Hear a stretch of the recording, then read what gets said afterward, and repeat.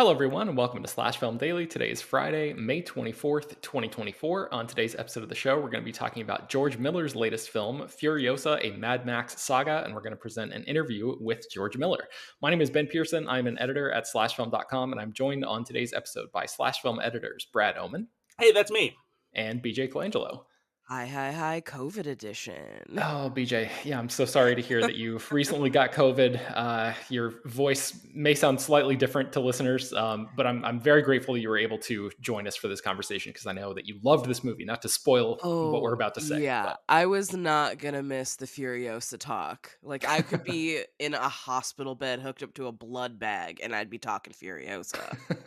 Or okay. or or on a post-apocalyptic customized car with a blood bag attached to you. I mean, honestly, I would prefer that. All right. Before we get into Furiosa talk, I wanted to mention something that came in through the mailbag. We got an email from a listener named Lance who wrote in a couple days ago, and he said, "I'm just listening to yesterday's episode, and Ryan mentioned that by a certain date he will have watched all three Star Wars prequels in the theater. I wasn't aware that episode 2 and 3 were already released, but I may have missed it. I took my son to see episode 1. It was his first Star Wars movie, and he really loved it. So I'm hoping I didn't miss it. Just hoping that you have some info. Thanks." So I reached out to Ryan and asked him about this. He's I think on a work trip for us right now, and he said that he got lucky because the whole prequel trilogy was playing at the Alamo Draft House in Austin, and it was actually specifically only in one Alamo location there too. So I'm not sure if there are any plans to bring episodes 2 and 3 to theaters nationwide in the future. So apologies to Lance about that, but I just wanted to mention that in case anybody else was confused about how Ryan was seeing those movies that way. So okay, let's get into this, guys. Let's do spoiler-free stuff right here up top. General thoughts about Furiosa. We already know BJ loved it. BJ, I'll pass the baton back to you in a second. But Brad, I'm curious, what did you make of this movie? I also loved it. I don't think I love it quite as much as BJ does, but I think that it is a incredible action epic. I don't think it quite matches the energy of Mad Max Fury Road, and some of that is because the storytelling is a little bit different, and it's fun, and it still totally works for the movie. But like Mad Max Fury Road is just like nonstop, crazy action. Like it moves at a fast pace, and every now and then Furiosa felt like just like it stumbled a little bit here and there with pacing and whatnot. But I still think I still love pretty much everything else about it. Anya Taylor-Joy is great as Furiosa. She does a wonderful job of bringing Charlize Theron's legacy to life in a younger form. And man, do I love seeing Chris Hemsworth as a crazy Australian maniac like this. Like, please give Chris Hemsworth more roles like this. Oh my gosh, I loved it so much. Okay, BJ, tell me what you thought about this. I think you've said that this is the best movie of the year. Do you still stand by that? Oh, I stand by it. I didn't think anything was gonna cross Love Lies Bleeding for me, and then Furiosa like drop kicked me in the jaw. I love this movie so much. For me, this was better than Fury Road, but also as a reminder, an evergreen reminder, art is subjective. I'm not saying that Fury Road is suddenly like a piece of garbage. It's terrible. Like, no, that movie still rips. But Furiosa for me just is everything that I love about Mad Max, and that it is an odyssey. It is an epic. It is this giant, sweeping mythos story about a character, and for it to be about a woman, and for it to be about a woman that's completely made of fiction, because most of the like Odyssean epics that we have in cinema about women tend to be about like Cleopatra or other famous historical figures, because people won't go buy a ticket otherwise. So this makes me super happy.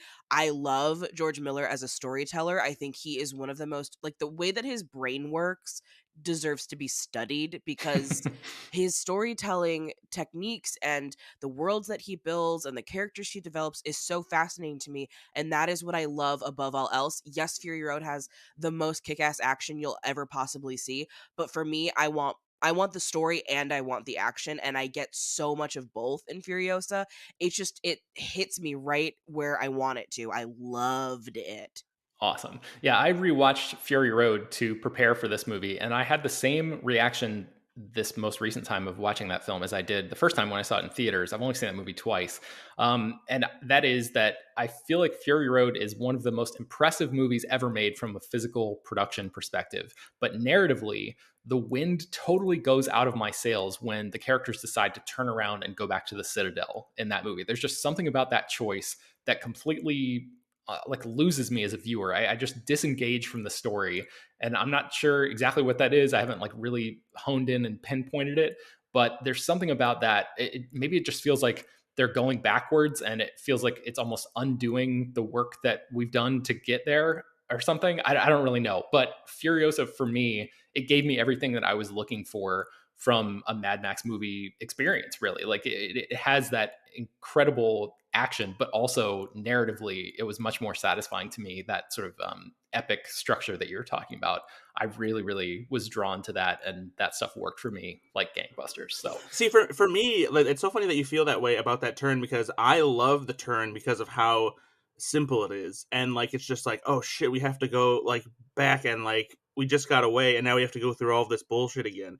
But it doesn't feel like annoyingly repetitive or lazy or anything like that. Like it's such a simple story choice that gives them a new obstacle to overcome, and like a new goal to accomplish. So like I didn't have a yeah, problem with it at all. it's one of those things where like I understand that within the world of this story, there's only really like three places that you can go, and we see that in Furiosa. They do a good job of sort of fleshing out the world a little bit and showing us, you know, Gas Town and the Bullet Farm and stuff like that. So I know that it doesn't really like that. It makes sense within the context of this world that if you're just going to drive off into the desert, you're not going to really find anything. So like, why do I want them to do that? I don't know, but it just there's something bizarre about that experience, and I realize this is like one of my most unpopular opinions that like I don't think Fury Road is a masterpiece on the same level that everybody else does, just because I don't engage with it narratively. I don't click with it kind of on the same level that everybody else seems to. But yeah, that's just my hang up as a viewer, I guess. But Yeah, and I um, mean, like, for me, that change doesn't bother me either, because it does kind of feel like, okay, well, the green place is dead. Well, I guess I'm taking back the Citadel. Like, what else am I gonna do? yeah. So it never bothered me. But I also think, in like a very weird way, and I know that I just did it myself, kind of comparing Fury Road and Furiosa is to me a bit of an apples to oranges situation, because yes, they are set in the same world. Yes, Furiosa is a, the prequel to Fury Road, but they are so different in terms of like thematic structure. They are so different in terms of the types of movies that they are, that it feels kind of foolish, because it's like, well, what do you want out of a Mad Max movie? Because then that will dictate which movie you prefer or which one you deem as better, if that makes Mhm. sense. Yeah, totally. Okay, I think we're gonna just go ahead and get into some spoilery stuff. Let's take a quick break though before we do that. All right, let's get into some spoilers here. So, final chance, you know, final warning. Anya Taylor-Joy. Let's talk about her for a second. I mean, she brings such a quiet intensity to this character. I think a lot of people were like, "Oh God, Furiosa, a prequel." When this was announced, like, how is anybody going to be able to live up to what Charlize did? And I think she does it here. I think you mentioned that in your early comments, Brad, that you thought that she sort of carried that mantle on from Charlize really well. Anybody have anything to say about Anya Taylor-Joy here? Yeah, I mean, I was a little hesitant when they announced her casting for the same reason, because I love Charlize Theron's performance so much in Furiosa. Furiosa is one of my favorite characters of the last like 20 years. I'm obsessed with her. So I was a little worried, but I really think that Anya Taylor-Joy is doing such beautiful, subtle work with her eyes, which I know there's been a lot of discussion about it, and she also has these very expressive eyes to begin with.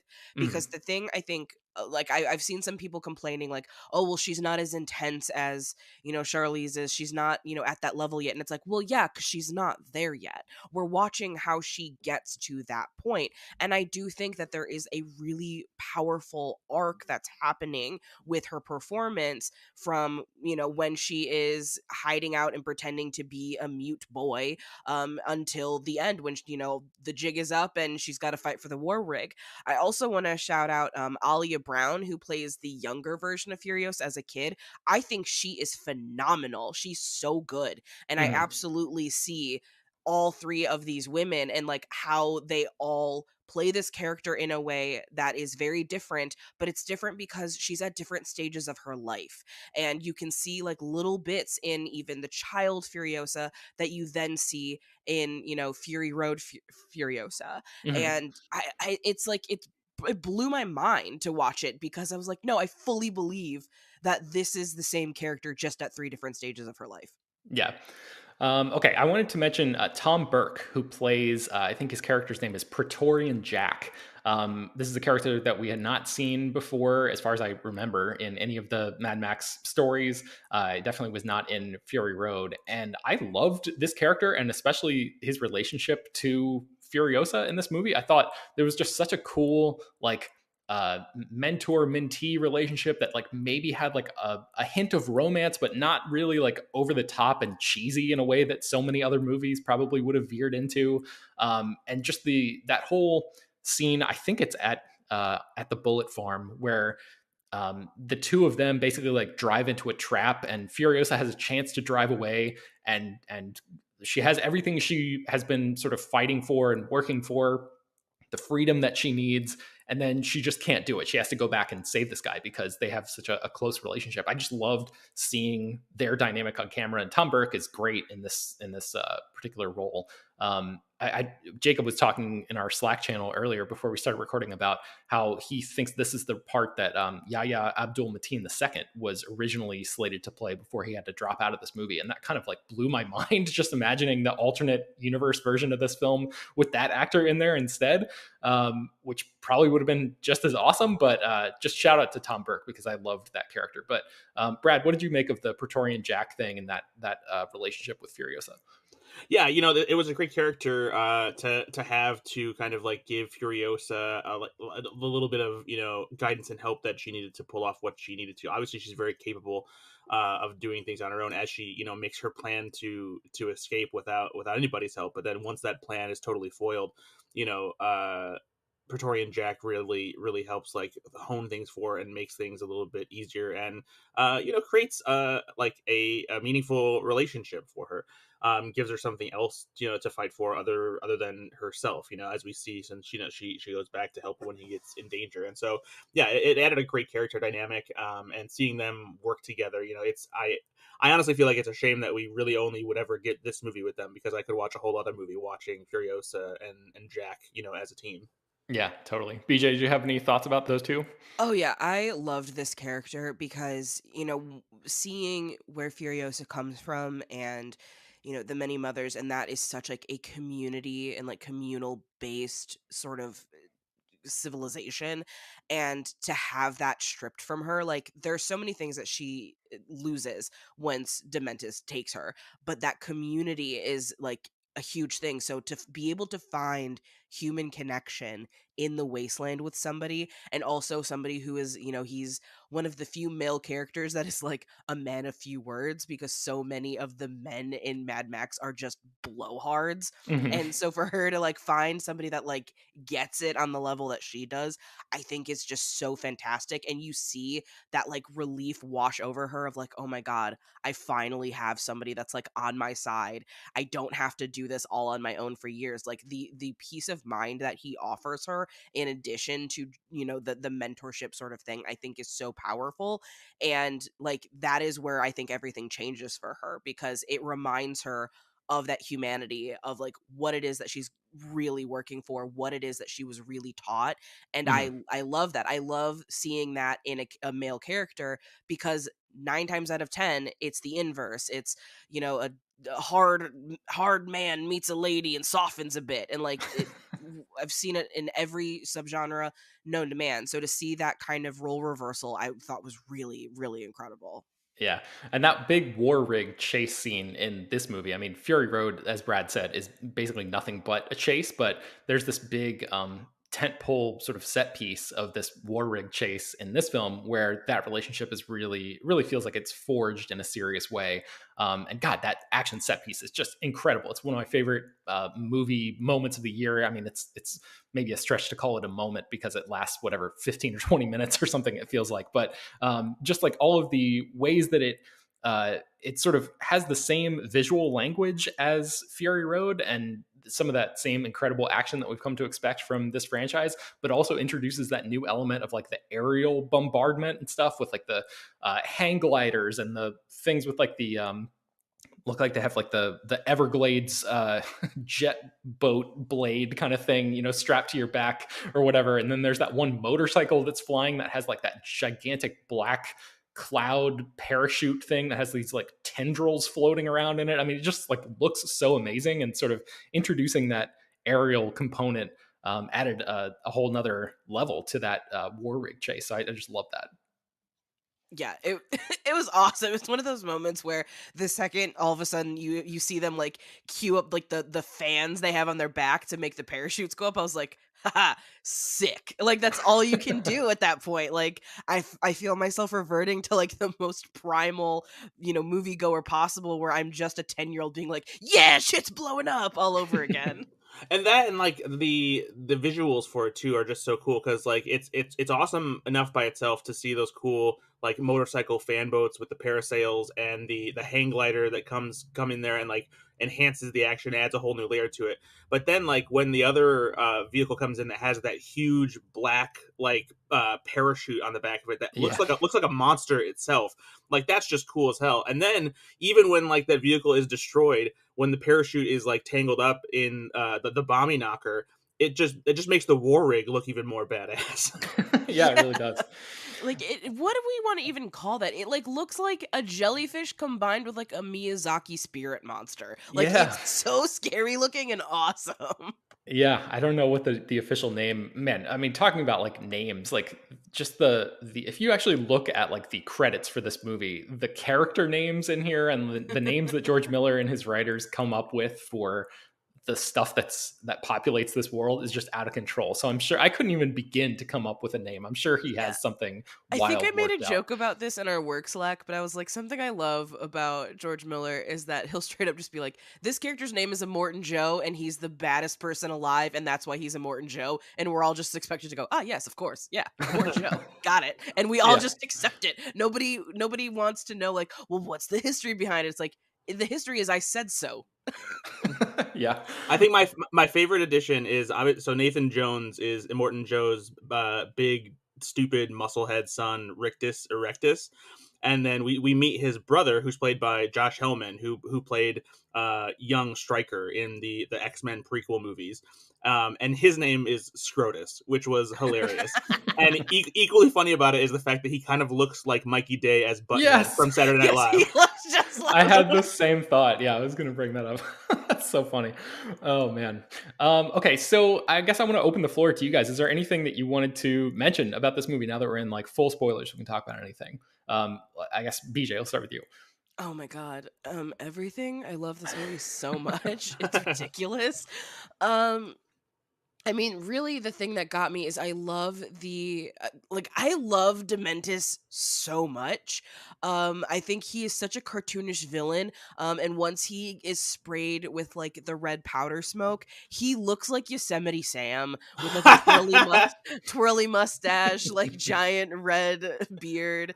And watching him like lose control of his people is so funny to me, because he starts out as like this mythical kind of leader, and he's got his white cape that he's also wearing as a hood, and by the end of it he just looks so pathetic. And I think that that's great. And yeah, Chris Hemsworth is a brilliant character actor trapped in the body of a leading man, and I hope that after this more filmmakers are going to be like, okay, we can be more creative with him, because he's so good at playing these roles, but he's so pretty that no one wants to let him. Yeah. Yeah, Yeah, he's got everything. He's got comedic timing. He's got charisma. He's got pathos. Like he can do drama, action, like all this stuff. It's unbelievable. I honestly, when I was watching him, especially as we get towards the end of the movie, I really felt like this is like his version of Heath Ledger as the Joker. And I think that there's a lot to be tied into Demetrius as that kind of villain too, and this kind of performance really feels like that. Mm.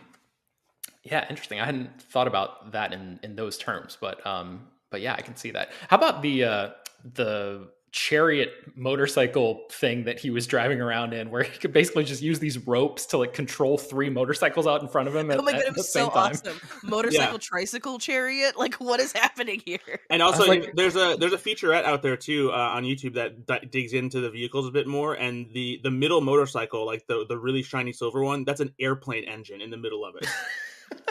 amazing. Yeah, that's one of those things where like I have no idea how that's supposed to work within the world of this movie, but I don't care, which is because it's just like such a cool concept. It just looks so cool that I'm like fully on board. So I'm gonna paraphrase something. I saw this last night late on X, the artist formerly known as Twitter, where someone was talking about how how different the actors are talking about working on this. And it's like Tom Hardy, it was terrible. We all hated each other. Charlize Theron, yeah, it was the one of the worst experiences of my life. I'm glad I did it. Anya Taylor-Joy, 1,000-yard stare. Chris Hemsworth, I don't know, mate. I got to make a cool movie in Australia. What do you want? And like that to me just really speaks to him and how he's approached this. And I don't know, maybe it's because he's Australian. And so he's like, yeah, this is just Australia, man. This is fine. yeah, I wanted to mention the part of the movie where Furiosa loses her arm. In most prequels, I feel like this would be such a stupid fan service moment, but as soon as she started drawing the map on her arm early in this movie, I was like, oh, she's going to cut off her own arm to ensure the protection of the green place, which would have been, I feel like, a pretty meaningful and cool choice. But then the movie subverted even that expectation, which I really appreciated, and did something totally different, and like went in its own direction with that. So just like one of the most badass moments in this movie is that shot where, basically Dementis stops the torture that's been going on, and the all of the sand dies down, and he just looks over and her arm is hanging there and she's escaped. And I was just like, hell yeah, this is awesome. So I don't really have anything insightful to say about that, but I just thought, comparing this to how most other movies would have handled that, I just thought they did a really, really good job with that moment. Oh, especially because the way that it leads into that is, they're having like the chase scene and we see how her arm gets damaged first, which is that like a giant, she gets like road rash from the Yeah. wheel on her arm. I had a very visceral reaction when that happened. Oh Like yeah, I in my cringed seat. full Oh on. yeah, whole body like just folded in on itself. I was like, oh my God, that it had to have hurt so bad, even though, movie magic. Mhm. And then so to then see it's not that her arm rotted away, it's not anything like that, because that's where once that injury happened, I was like, oh man, that's kind of like lame. I get it, but okay. And then it was like, I shouldn't have doubted you, George Miller. What was I thinking? Of course you were going to have this beautiful shot of an arm dangling there and it being the ultimate middle finger to Dementis. Ah, Yeah. great. Yeah, there's a shot right after that where Furiosa is like staggering through the desert on foot after she loses that arm, and I think right then it cuts to this really high angle shot of a character looking down on her from this huge rock formation. Are we meant to think that that was Max? I think Yeah, we that's are, Max. right? Okay. Yeah, Yeah, it's yeah, it's Max. 100%. Yeah, And it's also the actor, I don't remember his name, but he was Tom Hardy's stunt double. yeah. So he was also just cast in the movie to do stunts, and he was like, "Hey man, you want to put this jacket on and stand next to this thing real quick?" Yeah, that was just a cool little nod where it didn't feel like overly like wink wink nudge nudge to the audience like, hey, remember this? Like it didn't feel like it was shoehorned in unnecessarily. It felt like just a nice little like, hey, here's something for the real ones, and if you Yeah. don't know exactly what's going on here, it's fine because the movie works without having to like stop in its tracks and like explain anything or whatever. So I also think it's a um, really smart way of letting us know where the timeline is starting to sync up with things, because we know from Fury Road when Furiosa and Max's lives kind of intertwine, and this is Miller's way of being like, we're getting there, we're getting real close to them meeting, but yeah. they're starting to cross a little bit here. I think there's that thing. It's like you apparently cross paths with people like 6 times in real life before you meet them in real life. I don't know. There's some weird statistic like that. That's what it feels like. George Miller's into that kind of stuff, so I get it. Yeah. One of the things I was thinking about in regards to Fury Road is how and why Furiosa is working for Immortan Joe in the beginning of that movie. And I think by the time Furiosa stumbles back to the Citadel in this film and explains Dementis's attempt at a power grab and basically tells Immortan Joe, if you find him, he's mine. That did a really good job of answering that question for me. It was like kind of a enemy of my enemy is my friend technicality type of situation for her. So I was just thinking about how this movie leads into Fury Road in an interesting way, and that answered that question. Because like when you're watching Fury Road, I found myself thinking like, this woman seems so badass. Why is she working for this guy who's clearly a piece of shit in Immortan Joe? Like, what? There has to be some sort of story there. And obviously, all of Furiosa was certainly outlined, if not outright written, as a script, as a treatment, as a document that everybody was able to study when they were making Fury Road, as sort of filling in that backstory for these characters. So, and then it was like made into a movie after that, obviously. But yeah, just interesting sort of connective tissue there, I thought. So, what do you guys think this movie is actually about? Is there one thing that jumps out to you? Like, Brad, what was your like takeaway about like the thematic material and some of the bigger ideas that George Miller was trying to get out here? I think there's a lot to be said about, hope, and community, and like not letting, um not letting vengeance, I think, let you lose hold of those things. Because I think that even though Furiosa definitely is, constantly has on her mind the fact that like she wants to get Dementis, I think that even more so it's like that hope too, that once that is finished, she can be back with her people, even though her mother is gone. And and that carries right through, I think, to Fury Road, because that's a lot of what Fury Road is too, because they're trying to get to the green place. And unfortunately it ends, that thread of hope, does fizzle out, but it also creates, a new fire of spark and hope, and like to drive them to take over the Citadel and make their own green place, essentially. So Mm-hmm. I think that there's a really great through line from Furiosa to Fury Road there. Yeah, BJ, any thoughts on that stuff? So the thing I kept thinking about over and over again is this idea of, how we become the people that we are, and the way that storytelling, like the way that we react to stories at different points in our lives. I was very lucky to attend a pre-screening of Furiosa at the IMAX headquarters, and George Miller was there in attendance, and he answered some like Q&A questions for us in like a very casual environment, which was very weird to just be like I could touch him if I wanted to. I did not, because I respect boundaries, but I was like, oh my god, I'm that close. And something that he said that I kept thinking about is how he mentioned that when his parents left Europe in World War I and fled to Australia to make a new life, that like there's so much of his parents' lives that he doesn't actually know, and that he only knows through stories. And that, regardless of where his parents landed in Australia, like there is a story that is meant to be told regardless of how they landed. And it seems like that is what he did with Furiosa, is that when we get to Fury Road, we see where she's landed, and he wanted to tell the story of how she got there. And he kept talking a lot about his interest in the way that like children understand stories, and wanting to use film as a language to tell a story that could be accessible to anybody. And I really think he did that in a way that we don't see happen in movies very often, where even if you can't understand like the multiple complexities and the intricacies of this story, you understand what he's trying to tell you about the character Furiosa. And Mm-hmm. it is just such a refreshing approach to storytelling. And I think if that was his goal, like absolutely mission accomplished. Yeah, I think people mentioned, I want to say maybe it was like Steven Soderbergh or somebody like that was talking about like if you put if you put Fury Road on and take all the sound off, you understand that movie sort of implicitly. Like the visual language is so strong, you understand exactly what's going on. And I think Furiosa has that same quality to it. Like you can totally understand this movie and get all of the big emotions and stuff, partially because of Anya Taylor-Joy's expressive performance that you mentioned earlier, but also just the camera work and the blocking and what Miller chooses to zoom in on and focus on in the exact right moments to tell this story. I think it's just like super, super effective stuff.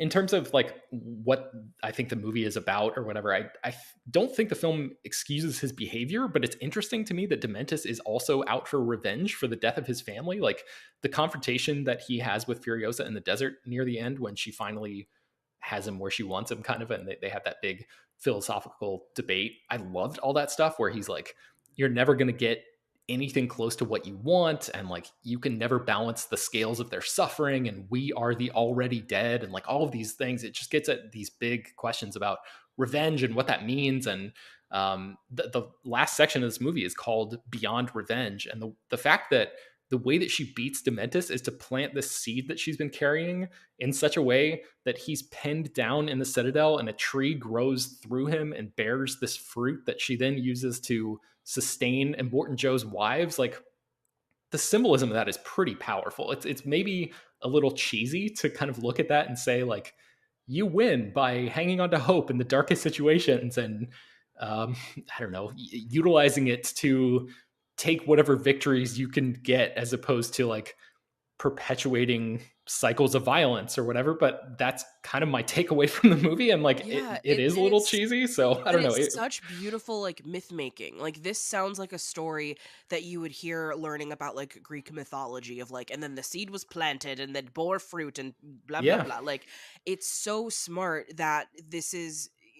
And the other thing too is like we didn't even touch on is that the entire movie is sort of being like retold to us through the history man, and so some of these details might not be accurate. And even at the ending he even talks about like, here are the different ways that people have said this is what she actually did to Dementus, here's what she told me she did. And it's like, well, we don't know if you're telling the truth or not, you could be yeah, lying, who knows. And I really like that. I like this idea of modern myth making, because I think that also is something that has been lost, especially with like fact checking. And, you know, we have computers that tell us the answers to everything that we want. And I think that that has stifled a lot of people's imagination and their like quest for creativity and their willingness to give themselves over into story and myth. And Miller's like, no, no, no, here you go. You can have a myth as a treat. yeah. Yeah, and I was talking with Jeremy Mathai about this earlier, and he noted that the tree was growing out of a very specific spot of Dementus's anatomy, and we were basically talking about how that adds a whole nother level of like commentary that somebody could write a thesis paper about or something. So yeah, really fascinating stuff there. I All right, mean, it's sorry, I like you just said the thing and I like had to yes and you to it so hard. But it's like, well, yeah, and I know I have a piece going up today on Slash Film about how in post-apocalyptic worlds women are treated as a form of currency. Cis women who have the capability of production, and you know those who don't identify who have the capabilities of reproduction, blah blah blah, we all got that. But this is an example of a cis man bearing fruit and providing life and providing future, and it's also being done without his consent, without his autonomy, without his control, which is what we do to women in the apocalypse. So yeah. like it is just it's so hard to like, this is an audio medium so people can't see that I'm just like fist pumping as hard as humanly possible, because it's like, yeah, we did it. I mean, it's just like so much more rich and interesting than her shooting him in the back of the head in the desert as a means of revenge Right, or which whatever. So like no shade, is such like a masculine thing to do. It's so yeah, boring. yeah. All right, Brad, any closing thoughts here? Anything else about this movie that you wanted to mention before we wrap it up? I think I thought it was very cool at the very end that they, as far as I know, I think that they only reused, well, not reused, but used footage that wasn't used for Fury Road, because I don't think that they shot new footage for those scenes that we didn't see in Fury Road, right? Because the I scenes that thought all of that stuff was stuff that we did see in Fury Road. They were like existing clips, right? I don't. So as far as I remember, I don't think that they showed Furiosa sneaking Oh, you mean the very? I'm sorry. yeah, You were sorry. talking about the very end. Yes, Yeah, yes, yes, yeah. yes. The when it actually digs into Fury Road stuff, I don't think that we saw the scene of Furiosa sneaking the brides, the mothers, into the actual war rig and stuff like that. But it did seem to be Charlize Theron in those scenes, so I don't think that they shot them with her. So I assume that they're deleted scenes from Fury Road. Yeah.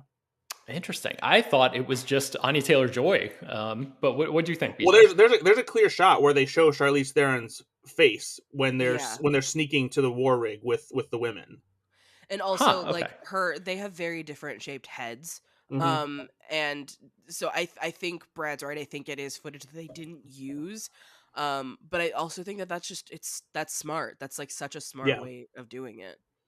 Yeah, that was really cool. So what I can't quite decide how I feel about the credits actually featuring those flash forwards to the Fury Road clips. Like, part of me is like, let this movie completely stand on its own and sort of exist in its own space. And like, I don't think any of the other Mad Max movies did that, although I guess it wouldn't make sense for them to, really, considering how they were made and when they were made and all of that. Um, but I don't know. On the other hand, like, it is kind of cool to have that link, that direct, explicit textual link to those stories there. And then, like, on the other hand, it's kind of like it shows some of the coolest moments from Fury Road, which kind of, like, Furiosa, the action in this movie is amazing, but it doesn't quite ever hit the full level of like, holy shit, I cannot believe they did this, that Fury Road did. So it's kind of like, why are you showing me the best moments of a thing that you couldn't quite top in this movie at the end? It's like a weird way to walk out. So I don't know. I can't decide how I feel about it. But Brad, what did you make of the way that they actually used real footage from Fury Road to sort of send the audience out? It didn't bother me necessarily. Like, I agree with what you say to at some point. I almost would have preferred if they did some kind of like stylized presentation of it, kind of like similar to how the opening credits for Sam Raimi's Spider-Man sequels have illustrated like basically recaps of scenes that happened in the previous Spider-Man movies. Mm-hmm. And I almost would have liked if they did something like that, especially since, because it's such an Odyssey, like maybe presenting it in some kind of like Odyssey artwork fashion, like very Greek illustrations or something like that. Even if they were like motion illustrations, that I think that would have been cool. But like, it's just the credits, it's just kind of something to like keep the energy going as you leave the theater, I think. Yeah. What do you think about that, BJ? Anything? I mean, it made me immediately go home and watch Fury Road because I was like so high off of the movie that I was like, I gotta watch the whole thing.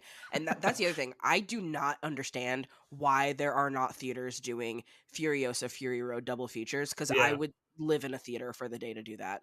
Yeah, I'd also 100%. probably have a heart attack from the adrenaline spike, but like, Oh worth man, it. I saw my press screening in Chicago, and I had to drive home afterwards, and like driving on a Chicago freeway afterwards, after you see Furiosa, like all you want to do is just ram the other cars off the road.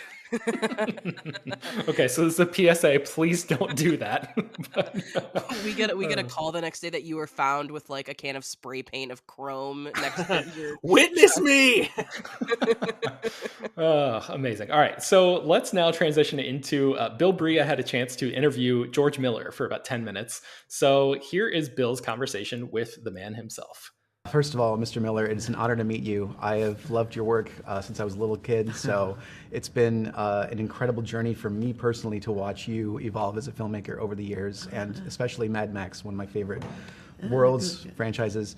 I wanted to start by asking you about your opinions on myth making, because I know that you and I believe Terry Hayes worked on Mad Max 2 to create a myth around that movie when you were making it.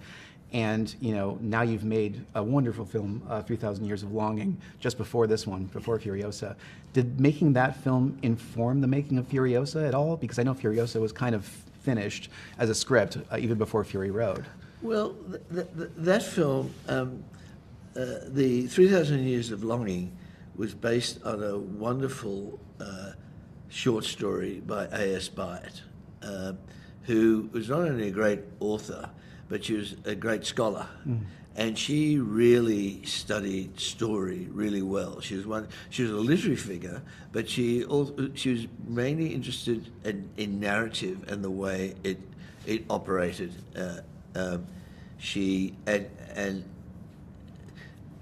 Without going to using up too much time, when she at the turn of the millennium, I remember the New York Times asked several people to write on human endeavors, and someone wrote on music, someone wrote on I don't know, sport or whatever, but she wrote on literature and story, and she said the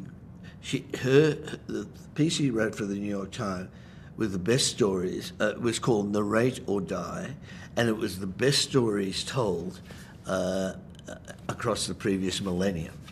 And she basically put forward that the greatest stories told were the Arabian Nights, because they evolved over many cultures over probably close to 1,000 years, all the way down from China right down to the end of Spain on the I guess the Silk Road, and she pointed. Anyway, she wrote a wonderful piece on that, the function of stories in our world. And other than, and I got really involved in that when we did 3,000 Years of Longing. And other than Joseph Campbell, she, I think, is the one who really, really understood why we tell stories, why somehow we're hardwired for stories, and why somehow stories, according to their time, are a way for us to basically find the signal in the noise, if you like, you know. And I'm really coming to that understanding in our work. What I really like about working in the Mad Max world is that they're very much they're allegorical in the same way that, say, the American Western basically are allegorical. And so here I am. I've just finished one. Yeah, and it's fantastic. When you create a film like Furiosa and you hand it over to the actors, is your collaboration with them more about, we've done so much prep work on the design and the mythology and the look of these characters, let's see you interpret it? Or is it a collaboration? Do they bring more to it than necessarily just filling a role? Oh, yes. I mean, that's what you hope. It's in the preparation. I guess the best analogy, if you've got a sporting team, so say a basketball team, first of all, the athlete, they have an innate skill, that's their genetics. Yeah. And then they basically are training from very early ages, and they're really honing those skills. And if they reach the highest level of it, they really are kind of very primed in every way. And then they start working in teams, and teamwork in acting is really important. We're much more interested in what characters are doing to each other rather than what one character just does or one actor just does, if you like. And it comes to the moment of performance, and all the preparation, all the drilling, all the innate skills, all the work that goes into that, which is a combination of cerebral and just drilling and practice and so on. All of that finally is surrendered and put aside, and they hand over to the instinctive, intuitive response in the moment of performance. And you don't know what's going to come out. Yeah. Because it's not something that's predetermined. I mean, there's basic blocking and stuff like that. And so when you get it, and when you have the camera there in the right position to capture that, that's wonderful, and that's what you try to do all the time in cinema. And I must say, with Anya and with Chris and the way they work together, and indeed the whole cast, I was so happy because they were kind of working optimally in that way, prepared well. Yeah, my job was to make sure that they had everything they needed, that they understood everything, that their circumstance of the shooting was conducive and relaxed enough for them to give of their best. And they did. It was really a wonderful thing for me. Oh, that's wonderful. Yeah. And it comes on the screen so well. Yeah. Other than the characters and the story of the Mad Max Saga, it's one of its iconic elements is its vehicles. I know you found, for Fury Road, the polecats through Cirque du Soleil partly. Where did you find the windsurfing bomber folks in this movie? Well, in Fury Road, we had a scene at night where there was somebody, there was a scene, a very brief scene, where someone was seen flying around on some sort of parasail sailing thing, and when it was storyboarded, but when we came to shooting it, or even long before we were going to shoot it, we thought it's unnecessary. But the idea was there, and I remember when we started to, we didn't write it exactly that way in the first draft, but I remember Guy Norris, with whom I've been working with for something like 41 years, one way or another, as a young stuntman on Road Warrior, and all the way now. I remember he said, as we were devising the sequence, he said, how about we go back to these flying people in the air? So we're not only shooting underneath a war rig or inside the cabin of the war rig or on top of it or at the back of it, but let's have it attacked from above rather than the polecats. So that's how we started on that sequence. Yeah. Oh, that's wonderful. Yeah. And finally, just to wrap up, one of the major themes of Furiosa, this movie, is this ideology clash between Furiosa and Dementis of whether there's maybe hope or not in this wasteland. And I personally feel that Fury Road is such a wonderful reflection of where we were in 2015 and now this movie. Where do you come down on that philosophical question, not to get too big, but do you think we have hope? Do we have hope? Yeah, right now. Oh yeah, definitely. Yeah. Look, look, it's contradictory. There's despair and hope, and the two go hand in hand. Hope grows out of despair, and it keeps keeps people going forward. Hope can be thwarted, but look, every time, in every era, there are apocalyptic times. I mean, it's part of our nature, and there are things to be very concerned about. But there's always been things to be concerned about. We're in a time where people are saying, "Oh, these are dark times," but you go back in history. I mean, my parents were lucky enough to live through the 20th century. They're both born early 20th century, and into this century as well. And what they went through, there were two world wars, a depression, there was a Cold War, there was the Vietnam War, and all of that sort of stuff. Much tougher than they went. It wasn't tougher than it is today, but it was always sort of tough, and there's always that sort of balance between hope and despair that's with us all. It's who we are as human beings and what we have to deal with. Absolutely. Yeah. Well, your what was film's that cry? I don't know. So yeah, they're having fun over there. Yeah. Doing some fight choreography. Yeah. Thank you so much for the film, and thank you for talking to me today. It's been such a pleasure. Yeah. I hope it made sense. Yeah. Oh, it makes total sense. Yeah. All right, I think that's going to do it for today's episode of the show. Again, we have like several 5-star reviews that folks have left that I really appreciate. I just don't have time to get into those right now, but I will read them in a future episode, I think hopefully next week. So thank you so much for leaving those. You can find much more about Furiosa and Fury Road at slashfilm.com. I'll try to link to a couple things in the show notes as well. Slash Film Daily is published every weekday, bringing you the most exciting news from the world of movies and TV, as well as deeper dives into the great features you can find on the site. You can subscribe to the show on Apple, Overcast, Spotify, wherever you get your podcasts. Send your feedback, questions, comments, concerns, and mailbag topics to us at bpearson@slashfilm.com. Make sure to leave your name and general geographic location in case we mention your email on the air. Don't forget to take a minute to rate and review the show on Apple Podcasts or Spotify. That really does help us out a lot. Tell your friends about the show any way you can. Thank you so much for listening, and we will